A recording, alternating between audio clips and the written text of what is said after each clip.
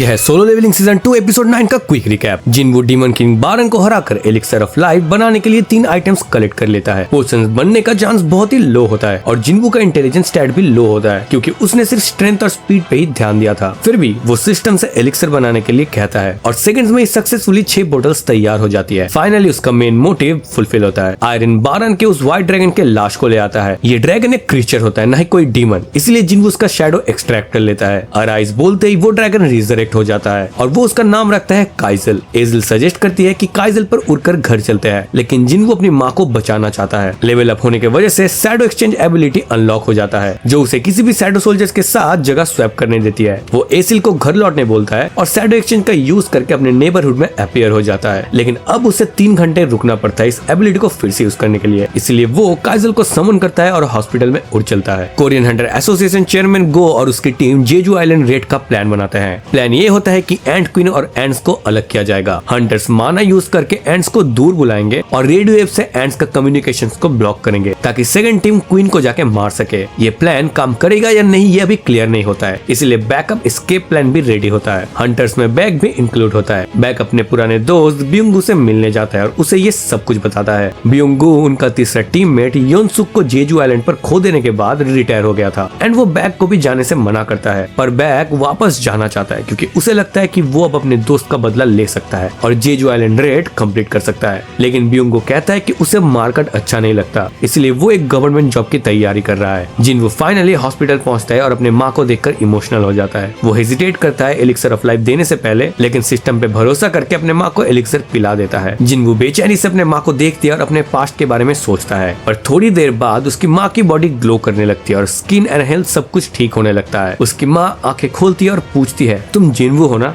और जिनवू हाँ कह के एकदम से रो पड़ता है। अगली सुबह डॉक्टर शॉक्ड होते हैं कि एक इटर्नल स्लम्बर डिजीज का पेशेंट कैसे उठ सकता है। जिना माँ को गले लगा के रो पड़ती है। जिनवू फाइनली अपने माँ को ऐसे देख के खुश होता है। चेयरमैन गो प्रेस कॉन्फ्रेंस में जेजू आइलैंड रेड का अनाउंसमेंट करता है और बताता है कि इस बार सिर्फ कोरिया के एस रैंक हंटर्स ही नहीं, जापान के 10 एस रैंक हंटर्स भी इस रेड में हिस्सा लेंगे। बैक को अपने दोस्त योनसुक का याद आता है। ब्योंगू भी बैक को खो देने के डर से दोबारा मिशन ज्वाइन करने का सोच रहा होता है। जिनवू घर लौटकर फैमिली के साथ टाइम स्पेंड करता है। वो खुश तो होता है, लेकिन उसे फिर भी अजीब सी फीलिंग आती है जैसे उसने किसी फॉरबिडन लाइन को क्रॉस कर दिया हो। उसकी माँ उसके फादर के बारे में पूछती है, लेकिन जिनवू बताता है अभी तक उनकी कोई भी न्यूज नहीं आई है। फिर भी उसकी माँ खुश होती है कि जिनवू अपने पिता की तरह एक हंटर बना है और अब वो तो एक एस रैंक भी बन चुका है। और तभी हंटर एसोसिएशन का फोन आता है। चेयरमैन गो बताता है कि प्रेस कॉन्फ्रेंस के बाद national level S rank Hunter Thomas Andre Korea पहुंच गया है। ये हंटर्स नॉर्मल रैंक से भी पावरफुल होते हैं और उसका मोटिव कुछ अलग है। जिनवू को बहुत सारा ऑरा फील होता है और जिनवू हंटर एसोसिएशन के जिम में पहुंचता है जहां एस रैंक हंटर्स